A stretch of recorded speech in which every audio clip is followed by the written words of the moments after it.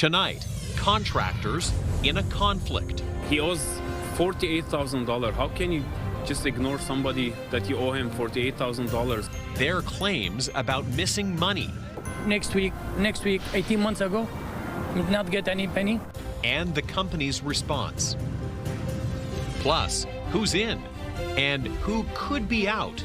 How upset are people that they're going to throw out all the people who are there?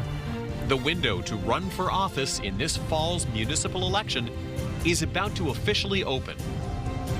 Also, turning to technology. With the Trexo, we saw him take his first steps again. To try to help a 7-year-old get back on his feet. Nobody really knows what this could enable for him in the long term. A family's hope after an unexpected setback.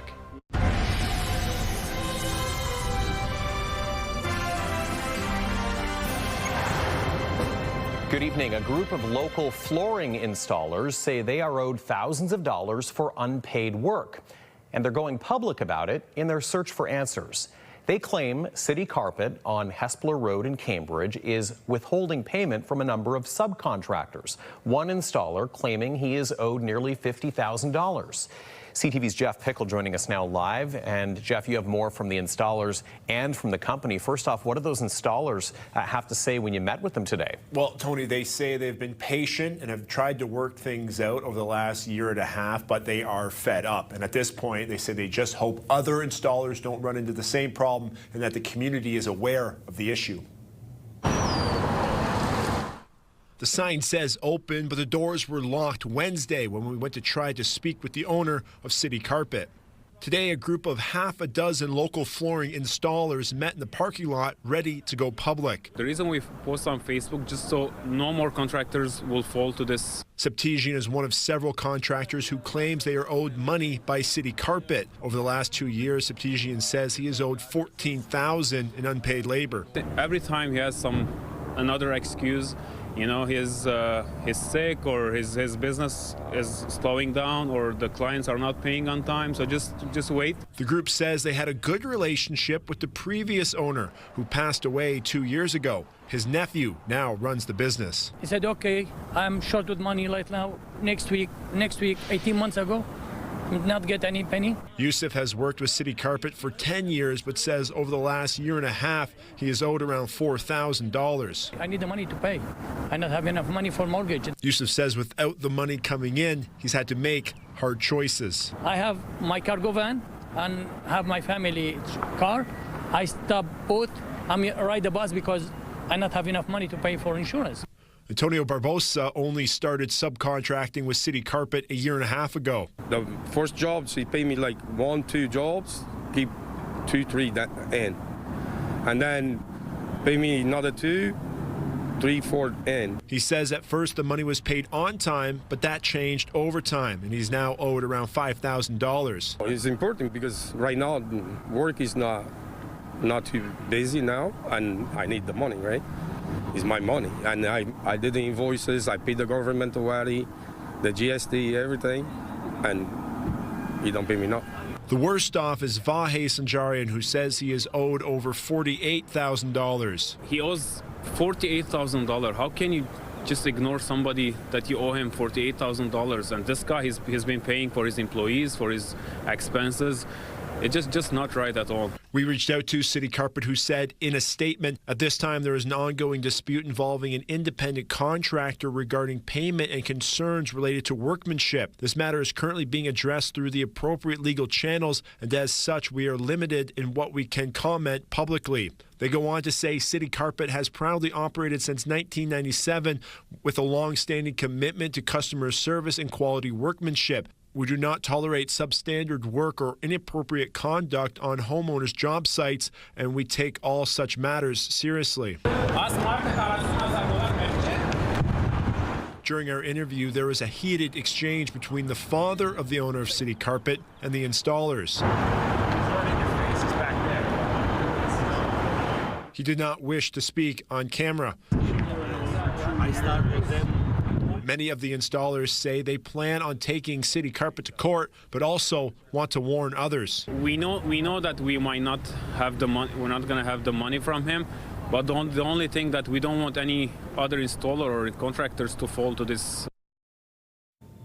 And City Carpet also say they are still open, but due to safety concerns, they are not working from the Hespeler Road location for an undetermined period. Tony? Okay, Jeff, thank you for that. CTV's Jeff Pickle joining us with that report. Time for a first check on the weather. Let's head over to Ashley Bacon in our studio for all of the details. Boy, it was a nice ending to the day. It seemed like the amount of sun increased as the day went on.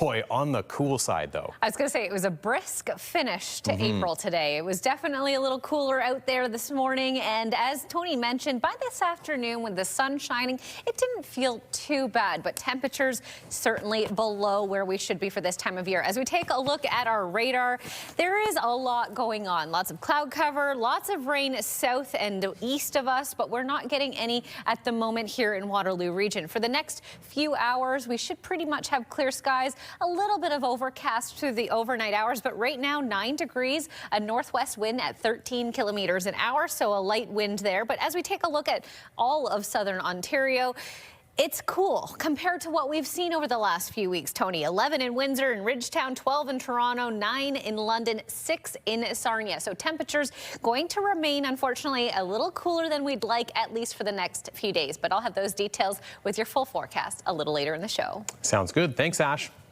The countdown's on to the 2026 municipal election. Starting tomorrow, those wishing to run can officially register to get their names on the ballot. CTV's Krista Simpson here with more on that tonight. Krista, a major change that's expected to go into effect as well for this election. Tony, the province is planning to make the top political position in the region, regional chair, an appointed role instead of an elected one. However, because that bill isn't yet law, you can still technically register as a candidate for regional chair when nominations open tomorrow.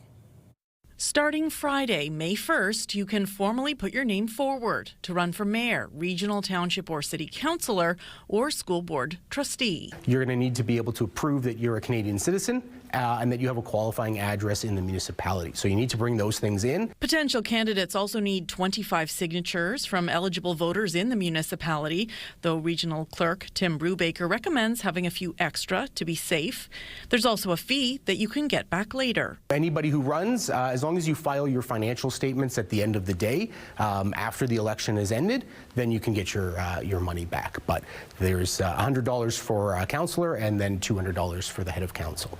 Candidates can only run for one position in one municipality, though you can change what that position is during the nomination period. And while the provincial government has introduced a bill to change the regional chair position from an elected role to an appointed one, it hasn't yet become law. So technically, you can still register to run for regional chair for now, though it's not expected that those names will end up on voters' ballots. It's an immediate process as soon as that legislation passes, that those nominations are no longer valid. Voters will go to the polls on Monday, October 26th.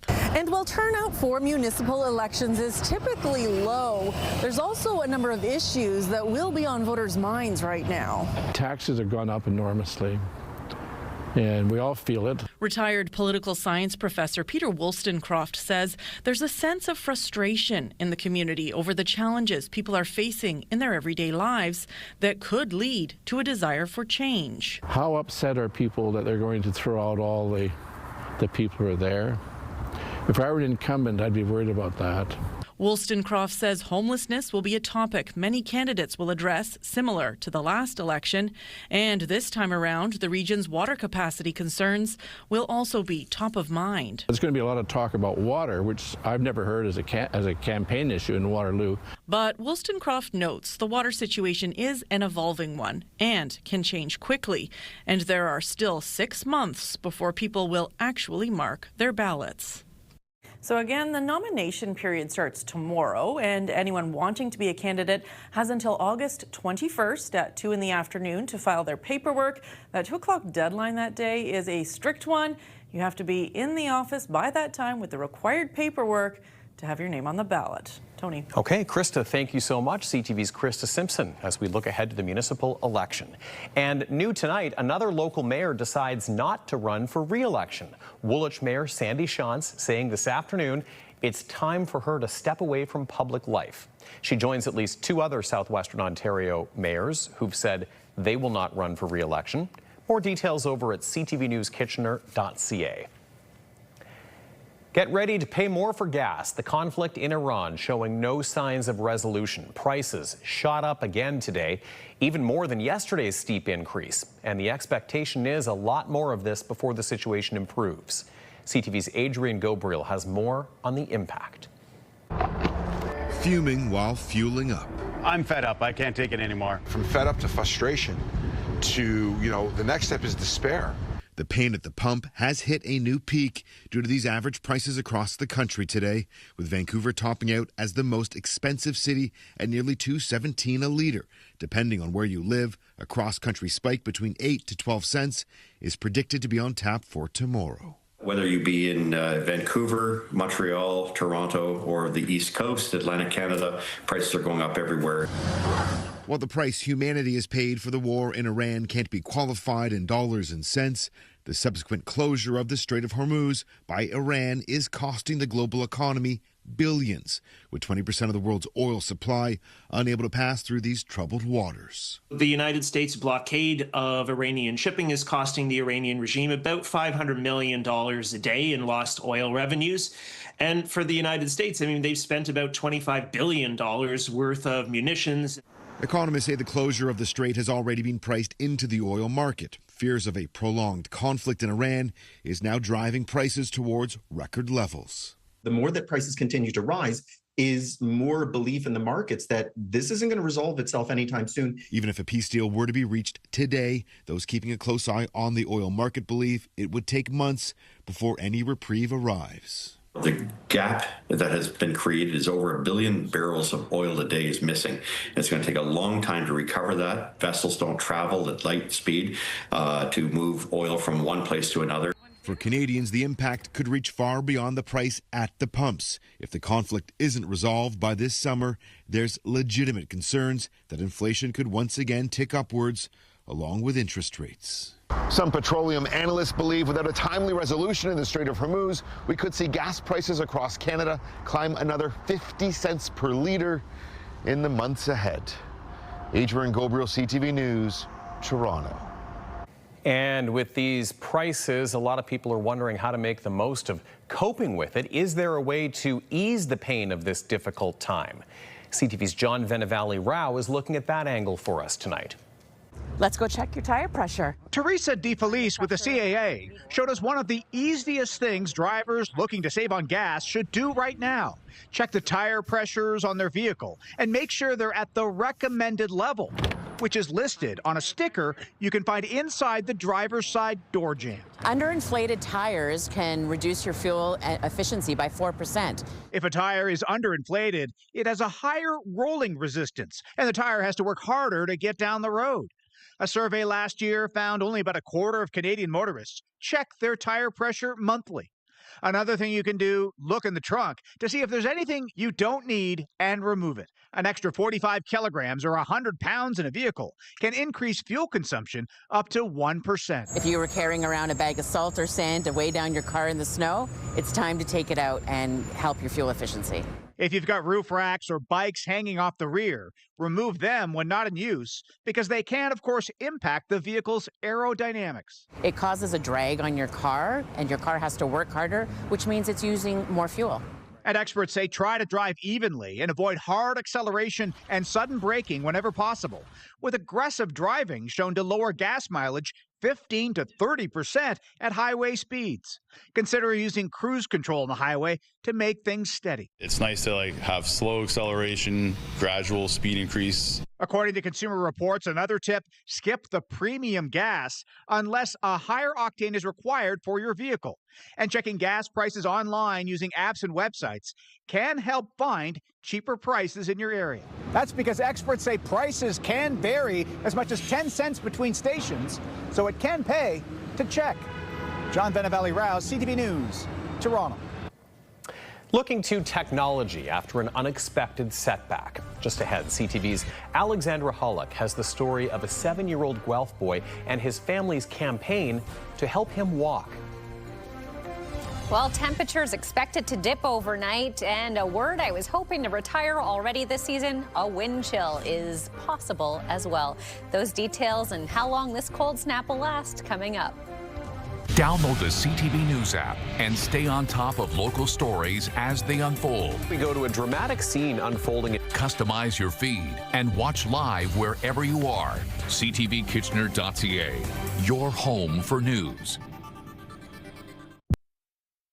When you see it happen, send it to CTV News. Text 10400. From your screen to ours. Text 10400.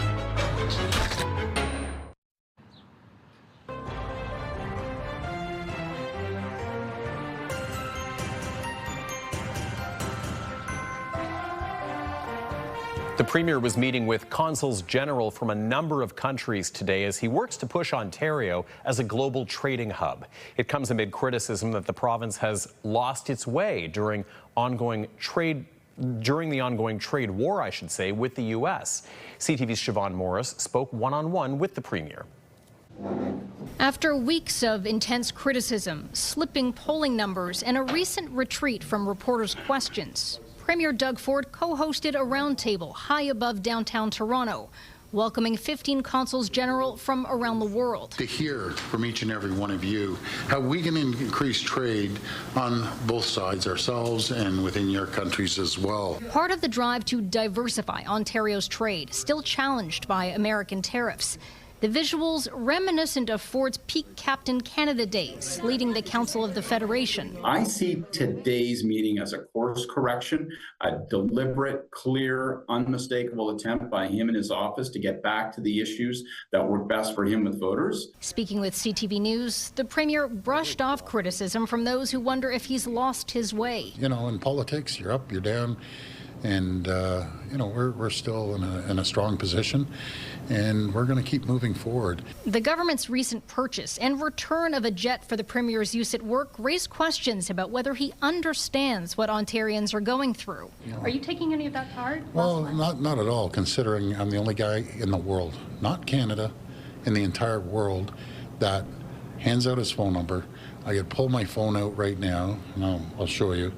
I am at like every minute and a half, I'm behind 9,323 messages. Keeping what's on that phone out of public view is behind a recent overhaul to freedom of information laws. Those changes are now keeping records related to removal of land from the Greenbelt secret. As far as I'm concerned, that's quite a ways ago, a long time ago. We're moving forward. We're going to focus on the economy and the jobs, and that's what people are concerned about. That's not how the Liberals see it. No, actually, the RCMP are still investigating it. People want to know why. The NDP leader believes Ontarians should get to see inside those files. It's not only about the Greenbelt, it's about how does the government make decisions and on whose behalf. That report from CTV's Queen's Park reporter Siobhan Morris. After losing nearly all of his mobility in 2022, a 7-year-old Guelph boy is looking to get back on his feet. Matteo Vandermeer's family is raising money to purchase a robotic exoskeleton that's designed to help him walk. But as CTV's Alexander Hollick explains, the high-tech device comes at a high price. Good job, Matteo. 7-year-old Matteo Vandermeer is putting his best foot forward, thanks to a helping hand from a robot. With the Trexo, we saw him take his first steps again. The exoskeleton was created by Trexo Robotics, a Mississauga-based company started by a pair of University of Waterloo graduates. The device helps children with mobility impairments build strength, one step at a time. Every time that he walks is one step forward for him, hopefully being able to take some steps on his own. Matteo was born with a severe heart condition. Growing up, he required frequent checkups, which at times could be invasive. At just 4 years old, Matteo suffered a medical complication, losing movement in his arms and legs. It was a really tough moment for us as a family, but we persevered and Since then, Mateo has continued to defy expectations. So let's go a little bit easier. To keep Mateo moving forward, his family hopes to purchase his own custom Trexo. But the high tech comes with a hefty price tag. So they started a GoFundMe to raise $45,000. We're only $7K away from our goal of $45K to have Mateo have his own Trexo home here and be able to practice every day. Higher, higher. Mateo's parents say they're grateful for the support they've received so far and the community they've found over the last few years. It truly does take a village. It would be impossible if we were just on our own. I wouldn't even want to think about what that would look like. And they hope that by sharing Mateo's story, they'll be able to educate others while making big strides in Mateo's road to regaining mobility. You will know that it's going towards a little boy that is joyful and beautiful and deserves the opportunity to walk again.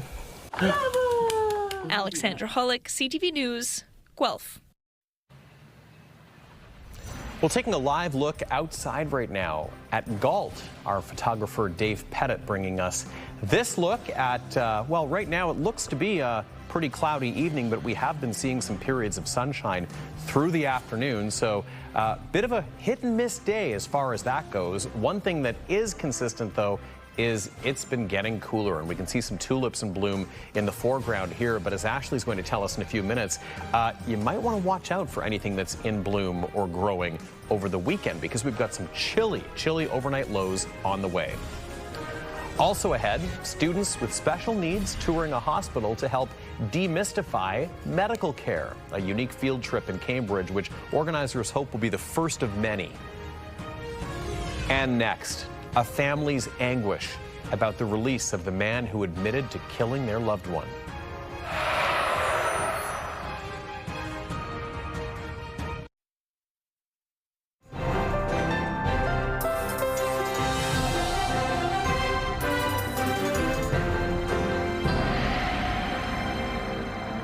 Ashley's back with our forecast. The last day of April, the month of May beginning tomorrow, and it really doesn't feel like we have any hints of the month of May around us at all. It's going to be a bit of a rocky start for those of us who were hoping May was going to be summer-like. That's right, yeah. And I mean, especially this weekend. I mean, Saturday is the 2nd of May, Sunday is the 3rd of May, and we're not going to really escape this this kind of, I'm going to just call it a cold snap. It is absolutely. It is a cold snap, and we're now we are getting temperatures -6, -7 potentially, so it could be record-breaking. Yeah, and that's not the kind of record we want to be setting in May, but no. It's a good note too that if you have anything planted already, absolutely, you know, keep that in mind as we head through the weekend, because I know frost advisories for parts of Ontario overnight. Of course, yes. So pull in your plants if you can, and if not, cover them up, because it is going to be a bit cold. Let's take a look at the beautiful outdoors tonight. We can see in Cambridge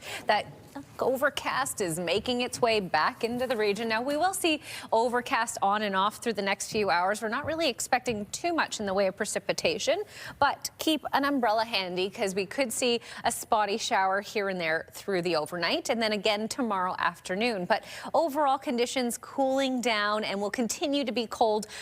Cold is compared to the winter we had, not quite cold, but cooler than we'd like for the next few days. As we take a look at the futurecast, we're sitting under this band of overcast right now, so we're not too much in the way of precipitation. We will start to see some clearer skies, as I mentioned, through the overnight hours and into Friday morning. So at least, even though it's going to be cold, the sun is expected to be shining. Friday afternoon, we'll see cloud cover move back into play, and that's when we could start to see some showers. But we're not expecting a lot of precipitation, just a shower here and there. So do, like I said, keep an umbrella handy, maybe a little light jacket. You will need a jacket either way, so keep a rain jacket on standby.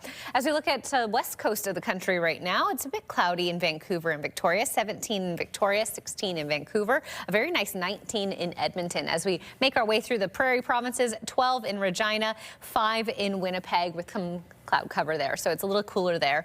As we move further east towards our nation's capital, it's 8 in Ottawa, 10 in Toronto with the sun shining there. In Quebec City, though, raining and 9. And over on the east coast in St. John's, 2 degrees with a bit of sunshine, raining in Fredericton and 11. So cooler temperatures right across the board tonight. Here in southern Ontario, 10 for Waterloo Region, 11 for Windsor, 8 in Sarnia and London. As I mentioned, overnight temperatures, we are dipping back down to -2. It could feel closer to -6 with the wind chill. I can't believe I'm saying wind chill in nearly May, but here we are. 20 kilometer an hour winds are expected as well. Tomorrow, temperatures only expected to rise to 6 degrees, so it will be well below seasonal. However, that sun shining in the morning should help make it feel a little bit more bearable. Just dress for the part. As we take a look at our records in the almanac, back in 2008, we set an overnight record for -4.5.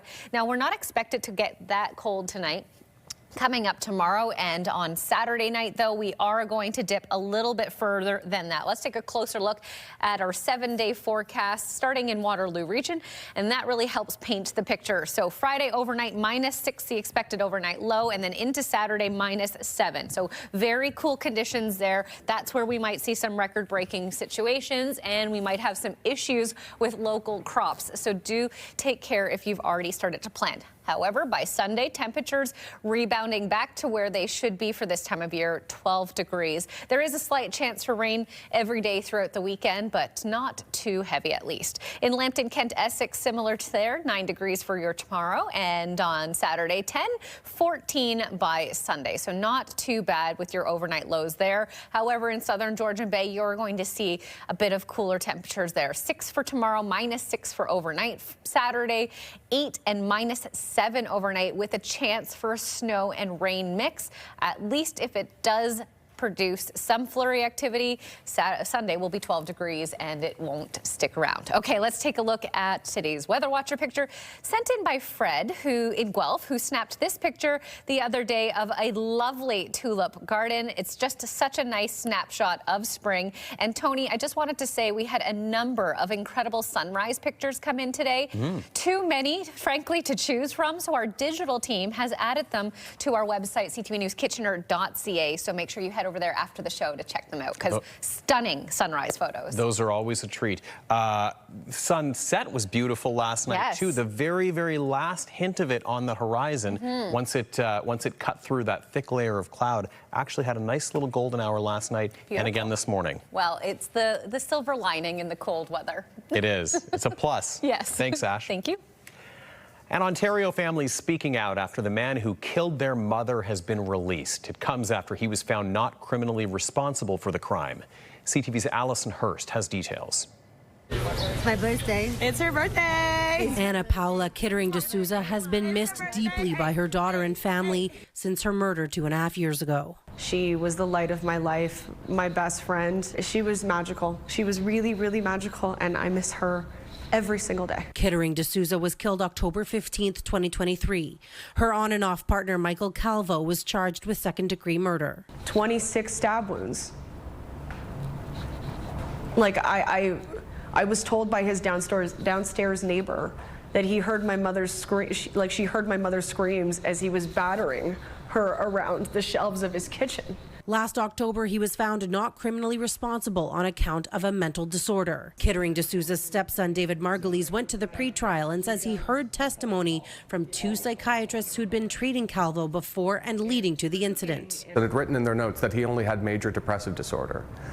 And 2 years after the fact, in September, around September of 2025, Dr. Yosef has a 2-hour interview with him and determines that he has schizoaffective disorder and, was suffering from psychosis at the time. After a hearing 2 weeks ago at the Centre for Addiction and Mental Health, Kittering D'Souza's family found out the Ontario Review Board has determined the person in charge in their discretion may permit the accused to, among other things, enter the community of the Greater Toronto Area indirectly supervised. Worst case scenario, it's a case of him having gamed the system, and we're looking at a murderer who has fooled people into releasing him into the community. Or let's take his case at face value and the system's case, that it is a man, according to his lead psychiatrist, who right now, as we sit here, still believes the delusions he had that night. Their position is, but that's the only delusion he has, so now he's good to get into the community. It's a position so absurd that it's almost inexplicable. In a statement to CTV News, the Ontario Review Board's General Counsel says it does not comment publicly on matters under its jurisdiction beyond what is set out in its formal dispositions and written reasons, but that in general, the accused must adhere to an approved itinerary and may also be subject to intermittent direct observation by hospital staff. At all times, the clinical team is aware of the accused's intended whereabouts. Everybody who makes a decision about his freedom should at least feel as if they were liable and make the decision in that respect. For Kittering D'Souza's family, they're stuck. It's a beautiful day in Toronto. Feeling as though the system is broken and no one has taken responsibility for her death. I really love my mama. And I really hope that wherever she is, that she knows that people are fighting for her and that her voice and her story really do matter. The board's reasons for disposition are expected to be released in May. Alison Hurst, CTV News. Well, still ahead tonight, it's tax deadline day, but experts have some valuable points to consider, even for the procrastinators.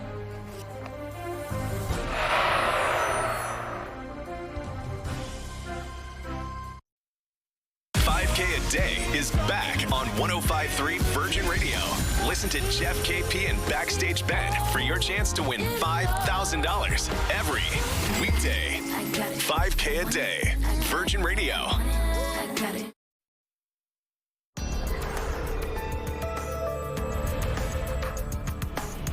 It's a deadline that is fast approaching. In fact, it's tonight. Most Canadians have until the end of the day to file their 2025 income taxes.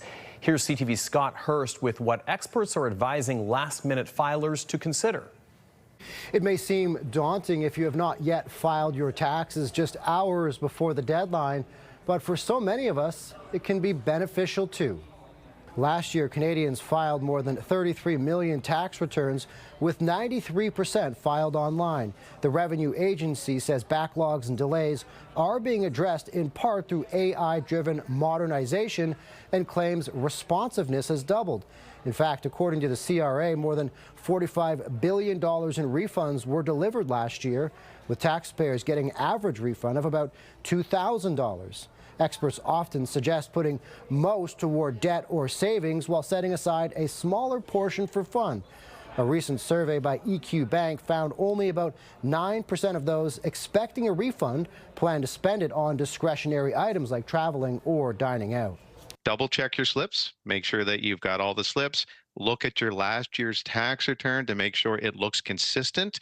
This is the final chance for accuracy and completeness, because once you file it, to make changes, you have to go through a formal process to do that. So try to get things right, immediately. Other suggestions for that refund include putting it towards a tax-free savings account, a TFSA or RRSP, a family emergency fund, or paying down high-interest debt such as lines of credit or credit cards. Today may be the deadline for most. However, if you are self-employed, you still have more time to file. Officially, that deadline is June 15th. Scott Hurst, CTV News, Toronto. Okay, time to update our top stories. Leanne Evans in studio with us for all the latest. And Leanne, a group of contractors are claiming that a local business has failed to pay them for their work. Right. A group of flooring installers claims City Carpet on Hespeler Road owes them a significant amount of money. The subcontractors say they have not been paid for completed jobs and say they have been struggling to get money for around a year and a half. The group says they felt it was time they went public. The company's doors were locked today, but a statement in response was provided to CTV News. You'll be able to read that tonight over on our website. The countdown is on to the 2026 municipal election. Starting tomorrow, those wishing to run can officially register to get their names on the ballot. The province is planning to make the top political position in the region regional chair, an appointed role instead of an elected one. Voters will go to the polls on Monday, October 26th. And Leanne, we've been keeping an eye on the situation with Grand River Transit and the labor dispute there. We have an update on what's going on as well over on our website. Yeah, the union has not yet issued a strike notice, so the region says the service will not be interrupted tomorrow. That means riders will be able to hop on a GRT bus Friday. For more information on what will happen if a strike or lockout does occur, you can go to our website, scan the QR code, download the CTV News app, or as always, ctvnewskitchener.ca. Tony. Yeah, of course, we'll keep you posted on anything new as this evolves. Leanne, thank you. Thank you. Students with learning and communication needs paid a visit to Cambridge Memorial Hospital today. The idea was to give them a chance to see what medical care is all about in a way that isn't overstimulating. CTV's Colton Weens has more on this collaboration with the Waterloo Catholic District School Board and why organizers say they hope to do it again. And we know that there's many reasons why you might come to the hospital. It's a chance to learn and overcome fears at the Cambridge Memorial Hospital. Waterloo Catholic District School Board students with diverse learning and communication needs seeing what to expect if they ever need to be here. A lot of students didn't have hospital experience or have had some negative hospital experience that were in emergency situations. So the idea is that we would help support students with a comfort level coming here. To help people if they got a headache and a bad cough. Students like Sienna first picked up a stuffed buddy to help them learn and went through 4 stations using an aerosol mask, learning about IVs and needles, the process of taking medication, and putting on a cast. I learned today how to put on a cast on. This one's got a cast on. Was very emotional actually to see how much this has impacted the students. And that's like when you get your flu shot at the doctor, isn't it? The idea has been a few years in the making. It started with registered nurse Tara Farias. Her son Stephen has autism and is nonverbal. She says one time when he cut his foot, she panicked at the thought of bringing him in for stitches. It's a very overstimulating area. I don't have anything tangible to explain to him that it's a friendly environment that's people that are going to help him. Now, after spending a day at the hospital, it's a different story. Now I have a resource to say, listen, it's okay. You can't breathe. Look at remember, and then he'll recall that friendliness. My son went right to that aerosol chamber and put it around his head. I can't imagine how I would feel if he was struggling for air and would have to have this mask with a stranger in an environment he's not used to. And guiding the students through each station were other high school students with disabilities who are a part of the hospital's Project Search program, helping inspire the visitors and making them comfortable in the environment. It was just pretty great seeing the smile on those kids' faces. Like, they looked like they were having a good time, and even we were having a good time. It was great. This Discovery Day was a pilot project with Monsignor Doyle Catholic Secondary School, but the board hopes to expand to other schools and inspire other communities to do the same. I'm going to work there before I finish school because I like to help people. Colton Weens, CTV News, Cambridge. Later on CTV News, an out-of-this-world birthday present for a lifelong learner. A 105-year-old Waterloo resident receives a historic gift that is truly fit for an astronomy enthusiast.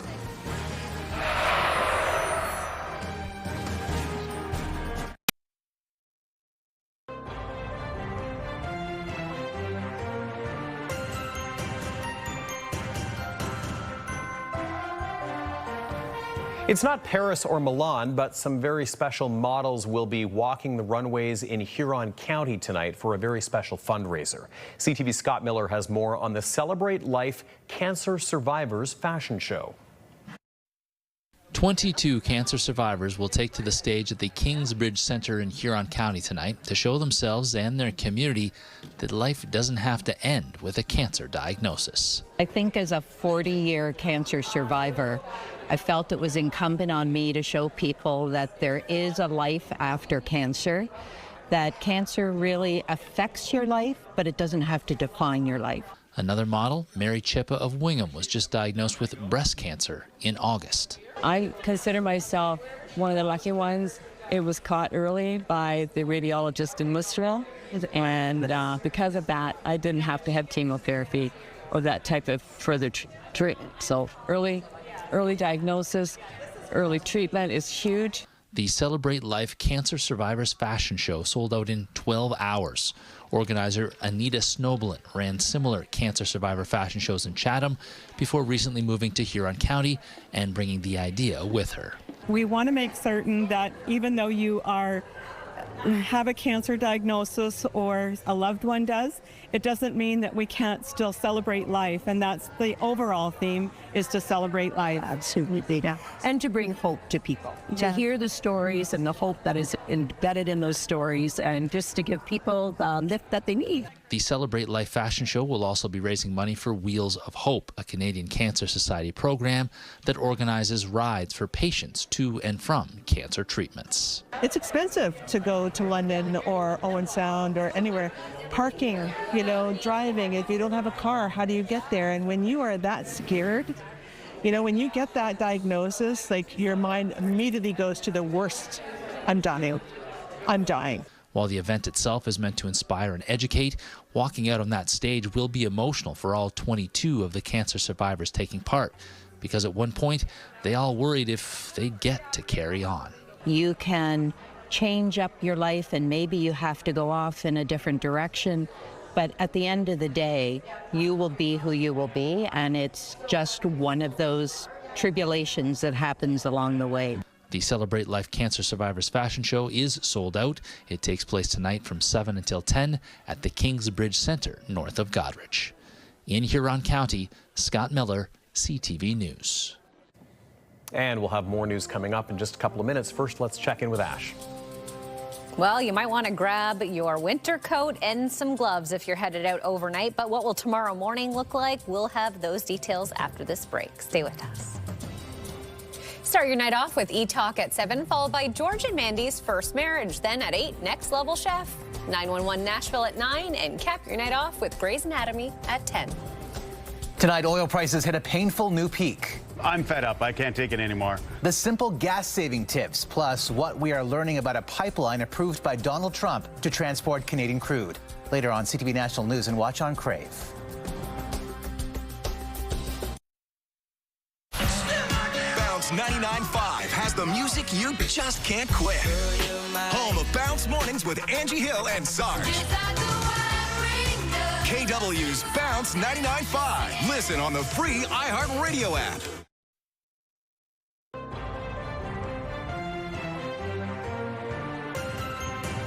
All right, we're going to check in with Leanne one more time to see what we're keeping an eye on tonight. Leanne.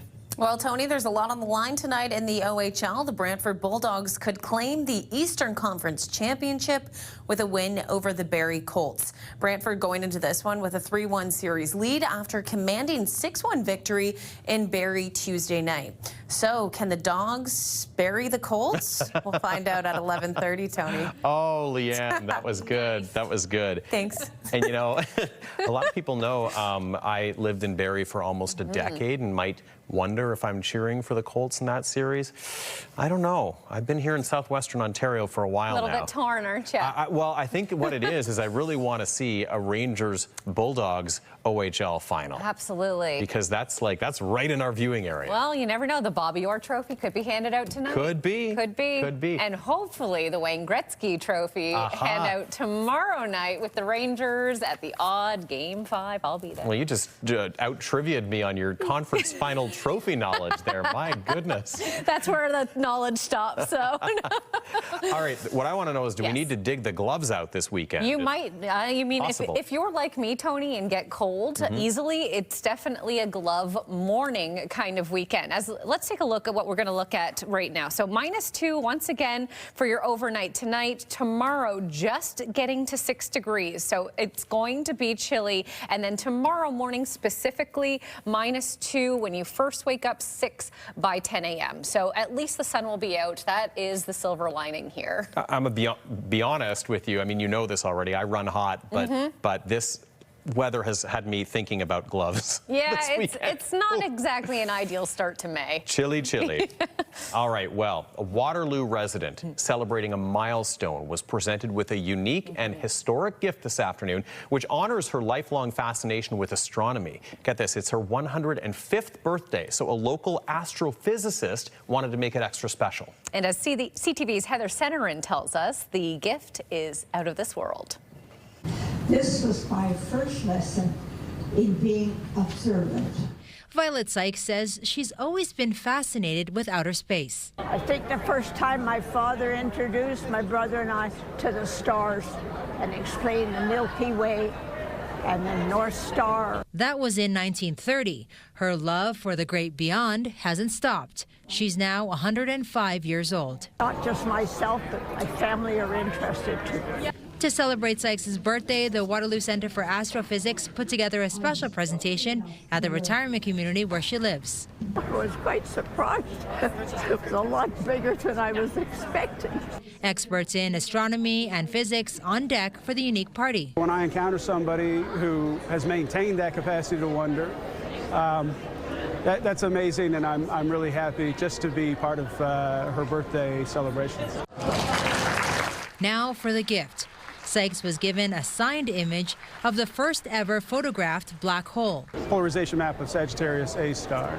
It's all thanks to the Event Horizon Telescope collaboration, an international team of astrophysicists, including Broderick. We have to send astronomers to the ends of the Earth, to the individual telescopes, to collect many nights of data. That all comes back to supercomputers. Sykes says she's thrilled with the historic image and can't wait to display it. Her secret to living a long life of curiosity and wonder? Never stop learning. Heather Centenarian, CTV News, Waterloo. Words of wisdom, but it's so true. Never stop learning, right? Did you notice her shirt? No. Oh my goodness, it was beautiful stars. It was the galaxy. I love it. I couldn't see the monitor closely enough. It was wonderful. Not surprised with a lifelong enthusiasm for astronomy, and what a gift. Absolutely. That's our time. Leanne's back here with you tonight after CTV National News. Have a good night.